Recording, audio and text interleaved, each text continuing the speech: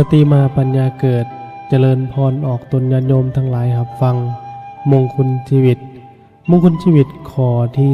27ขันติจะมีความอดทนอย่าถึงแม้ว่าจะเป็นพืชต้นน้อยแต่พอมีความอดทนจึงสามารถแผ่พันธุ์ไปได้ทั่วโลกสันใดคนเฮาแม้นมีกำลังทรัพย์กำลังความรู้ความสามารถจะยังน้อยอยู่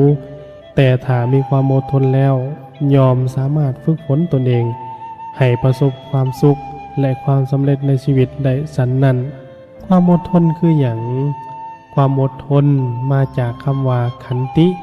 หมายถึงการรักษาปกติภาวะของตนไว้ได้บ่ว่าจะถือกระทบกระทั่งด้วยสิ่งที่พึงปรารถนาหรือบ่พึงปรารถนาก็ตามมีความมั่นคงหนักแน่นคือแผ่นดินซึ่งบ่หวั่นไหวบ่ว่าจะมีคนถอกเทหยังลงไปของเน่าของหอมของหมิ่นของเปื้อนสกปรกหรือของดีงามก็ตามเวียกทุกอย่างของโลกบ่ว่าจะเป็นเวียกใหญ่เวียกน้อยที่เฮ็ดขึ้นมาได้นอกจากอาศัยปัญญาเป็นตัวนำพาแล้วล้วนต้องอาศัยคุณธรรมเป็นพื้นฐานนำอีกจึงจะสำเร็จได้คุณธรรมนั่นก็คือขันติถ้าขาดขันติเสียแล้วจะบ่มีเวียกอันไหนสำเร็จได้เลยเพราะที่ขันติเป็นคุณธรรมสำหรับทางต่อต้านความท้อถอยหย่อนยานเพิ่มพูนสุขโยให้เกิดความรู้มั่นและเหตุให้เห็นอุปสรรคต่างๆเป็นเครื่องท้าทายความสามารถดังนั้นอาจกล่าวได้ว่าความสำเร็จของเวียกทุกอย่างทั้งทางโลกและทางธรรมคืออนุสาวรีย์ของขันติทั้งนั้นลักษณะของความอดทนที่ถูกต้อง 1. มีความอดกลั้นคือเมื่อถือคนพาลปล่อยดาก็เฮ็ดคือกับว่าบ่ได้ยินเฮ็ดหูคือหูหมอขางเมื่อเห็นอาการโยแยก็เฮ็ดคือกับว่าบ่เห็นเฮ็ดตาคือตาไม้ไผ่บ่สนใจใยดีบ่ปล่อยใจให้เศร้ามองไปนำใส่ใจสนใจแต่ในเรื่องที่จะสร้างความเจริญให้แก่ตนเองเช่นเจริญศีลสมาธิปัญญาให้ยิ่งขึ้นไป 2. เป็นผู้บ่โหดร้าย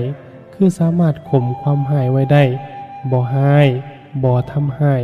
เฮ็ดอันตรายด้วยอำนาจแห่งความร้ายนั้นผู้ที่ร้ายง่ายแสดงว่ายังขาดความอดทนมีคำกล่าวไว้ของท้าวสักกะเทวราชเป็นขอเตือนใจอยู่ว่าผู้ใดร้ายตอบผู้ที่ร้ายก่อนแล้วผู้นั้นถือเป็นคนชั่วกว่าผู้ร้ายก่อนผู้ที่บ่ร้ายต่อบุคคลที่กำลังร้ายอยู่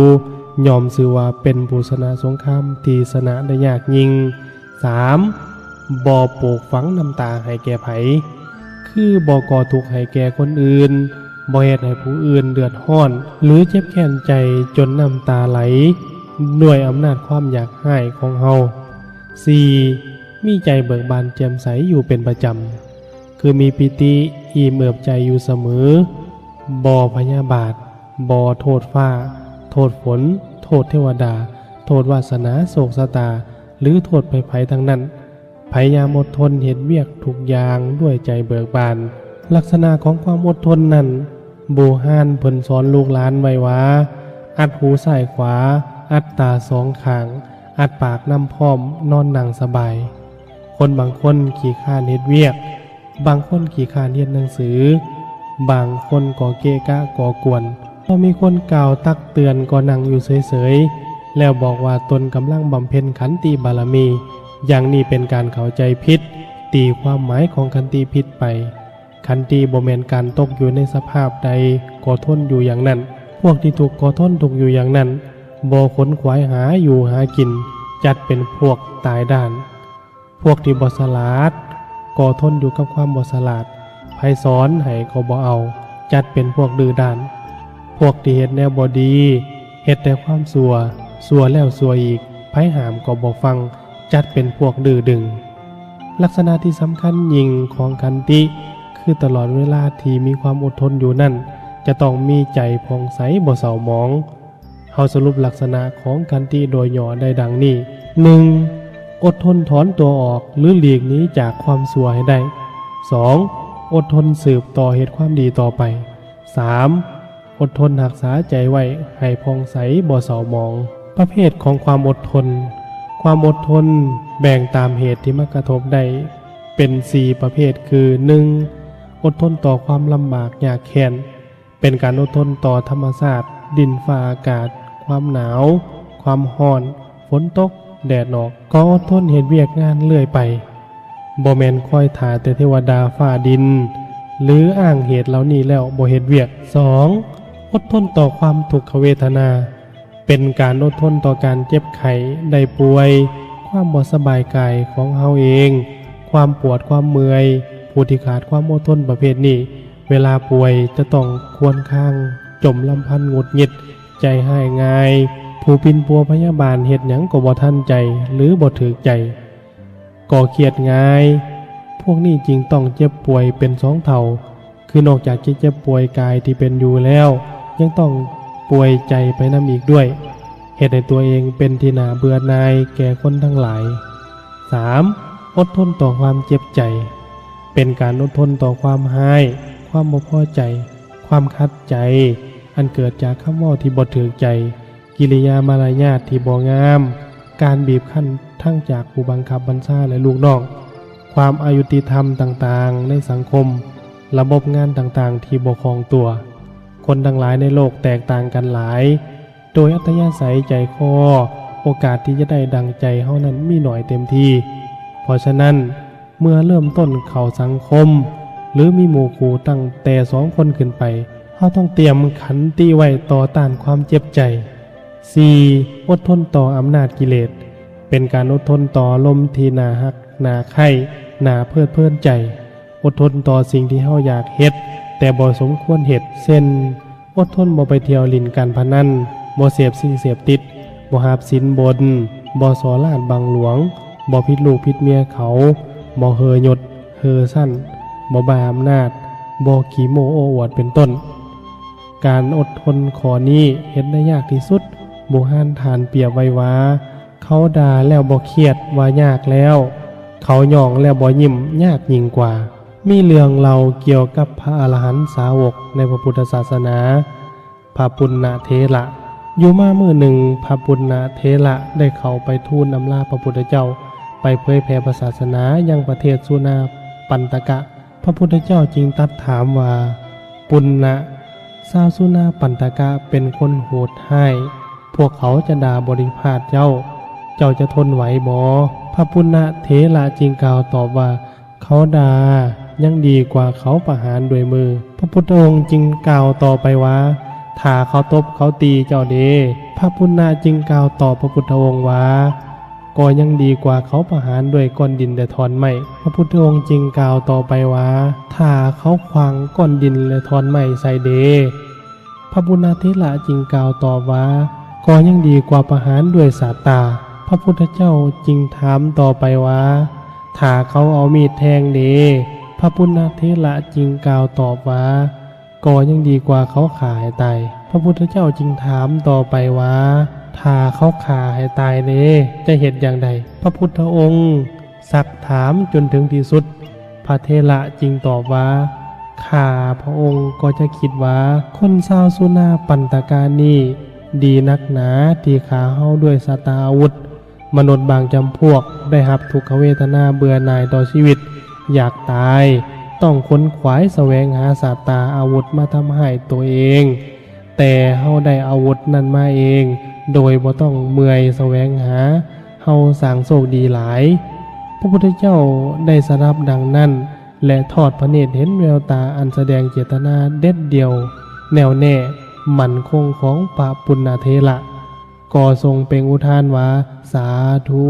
สาธุปุณณะคนอย่างเจ้าสมควรไปเผยแผ่ศาสนาที่ประเทศสุนาปันตกะเรื่องนี้แสดงถึงขันติบารมีความอดทนของพระปุณณเถระพระปุณณเถระได้เตรียมพร้อมทั้งกายและใจไว้ดวงหนาแล้วถ้าเกิดเหตุให้ขึ้นแท้ๆพระเถระก็ยอมทนได้ตามที่ได้ยืนยันต่อหน้าพระบรมครูองค์สมเด็จพระสัมมาสัมพุทธเจ้าวิธีฝึกให้มีความอดทน 1. ต้องนึกถึงฮิริโอตตัปปะให้หลายเมื่อมีความละอายและย่านต่อบาปอย่างเต็มทีความอดทนยอมจะเกิดขึ้นดังตัวอย่างในเรื่องของพระเตมีใบเมื่อข้างพระสัมมาสัมพุทธเจ้าเฮายังทรงบำเพ็ญบารมีเป็นพระโพธิสัตว์อยู่ มีอยู่ศาสตร์หนึ่งพระองค์เกิดเป็นโอรสกษัตริย์นามว่าเตมิยกุมมารขณะที่อายุได้6-7 ปีได้เห็นพระราชบิดาสังหารโจรโดยใส่ไฟเผาให้ตายด้วยบุญบารมีที่เฮ็ดมาดีแล้วเฮ็ดให้พระเตมีนึกได้ว่าพบในอดีตท่านก็เคยเป็นกษัตริย์และเคยสังหารโจรเฮ็ดให้ตกนรกอยู่ถึงนานจึงคิดว่าถ้าชาตินี้เฮาต้องเป็นกษัตริย์อีกก็จะต้องตกนรกอีกตั้งแต่มื้อนั้นมาพระเตมีจึงเฮ็ดเป็นคนใบ้เฮ็ดเป็นอ่อนเปียเสียขาบ่นิ่งบ่ติงบ่เคลื่อนย้ายห่างไกลพระราชบิดาจะเอาข้าวนมของลิ้นมาล่อก็บ่สนใจจะเอาหมดมาไตให้มากัดเอาไฟมาเผาอ้อมตัวให้ร้อนเอาสร้างมาทำท่าคือจะเหยียบคันถึงวัยหนุ่มจะเอาสาวๆงามมาหลอกก็เสยพอนึกถึงไฟในนรกฮิริโอตตปปะเกิดขึ้นเต็มทีจึงมีความอดทนอยู่ได้หลายมือเขาพระราชบิดาเห็นว่าถ้าเอาพระเตมีไว้ก็จะเป็นกาลกิณีขวงบ้านขวงเมืองจึงสั่งให้คนนำไปประหารถิ่มอยู่นอกเมืองเมื่อออกมาพ้นนอกเมืองแล้วพระเตมีก็แสดงตัวว่าบ่ได้พิการแต่แนวใดมีพละกำลังสมบูรณ์พร้อมแล้วก็ออกบวชต่อมาพระราชบิดาและญาติพี่น้องประชาชนก็ได้ออกบวชตามไปด้วยแล้วสำเร็จญาณสมบัตินำกันเป็นจำนวนหลวงหลาย 2. ต้องรู้จักเสิร์ชสู่อารมณ์ที่มากระทบนั้นให้สูงขึ้นคือคิดว่าที่เขาเฮ็ดต่อเฮาดังนั้นดีแล้วเช่นเขาด่าก็ให้คิดว่าดีกว่าเขาตีดีกว่าเขาฆ่าเมียที่มีสู้ยังดีกว่าเมียที่ฆ่าผัวมีเมียน้อยยังดีกว่าผัวที่ฆ่าเมียพอเห็นแก่ผู้หญิงอื่นถ้าเปรียบกับการตีมวยการต่อสู้ก็เป็นแบบนี้คือการลบมัดของคู่ต่อสู้โดยวิธีหมอบลงต่ำให้มัดเขาขามัวเข้าไปเฮาบ่เจ็บตัวอย่างในเรื่องนี้เบิ่งได้จากพระปุณณเถระที่กล่าวมาแล้วนั่น 3. ต้องฝึกสมาธิให้หลายเพราะว่าขันติและสมาธิคือคุณธรรมที่เกื้อกูลหนุนส่งซึ่งกันและกันขันติจะหนักแน่นก็ต่อเมื่อมีสมาธิมาหับห้องสมาธิจะก้าวหน้าก็ต่อเมื่อมีขันติเป็นพื้นฐานขันติอุปมาคือดั่งมือซ้ายสมาธิอุปมาคือดั่งมือขวาจะล้างมือทั้งสองข้างจะต้องสวยกันล้างจริงจะสะอาดดีมีตัวอย่างของผู้มีความอดทนเป็นเลิศอีกฐานหนึ่งคือพระโลมาสนาคเถระพระโลมาสนาคเถระเป็นพระที่เฮ็ดสมาธิจนสามารถระลึกชาติได้แต่ยังบ่หมดกิเลสเมื่อหนึ่งทานนั่งสมาธิอยู่กลางแจ้งพอถึงตอนเที่ยงแดดส่องเหงื่อไหลเต็มตัวทานพวกลูกศิษย์จึงเฮียนทานว่าท่านอาจารย์นิมนต์ทานนั่งบอนโฮมเถิดอากาศเย็นดีกว่าพระเถระกล่าวตอบว่าท่านทั้งหลายอาตมานั่งในที่นี้พอย่านต่อความร้อนนั่นเองแล้วมานั่งพิจารณาอเวจีมหานรกเลื่อยไปพอเคยตกนรกมาแล้วหลายชาติเห็นว่าความร้อนในอเวจีที่เคยตกร้อนหลายกว่านี้ห้อยเท่าพันเท่าทานจริงบ่ลุกหนีตั้งใจสมาธิต่อไปจนในที่สุดได้บรรลุธรรมเป็นพระอรหันต์พวกเขาก็ควรมีข้อเตือนใจอยู่ว่าที่อ่างร้อนหลายหนาวหลายเกียจข้านบำเพ็ญภาวนาระวังจะไปร้อนในอเวจีหนาวจำกระดูกคือหนาวในโลกันอานิสงส์การมีความอดทน 1. เฮ็ดให้กุศลธรรมทุกชนิดเกิดขึ้นได้ 2. เฮ็ดให้มีเสน่ห์เป็นที่รักของคนทั้งหลาย 3. เฮ็ดให้ตัดหากเหงาแห่งความสัวทั้งหลายได้ 4. เฮ็ดให้อยู่เย็นเป็นสุขทุกอิริยาบถ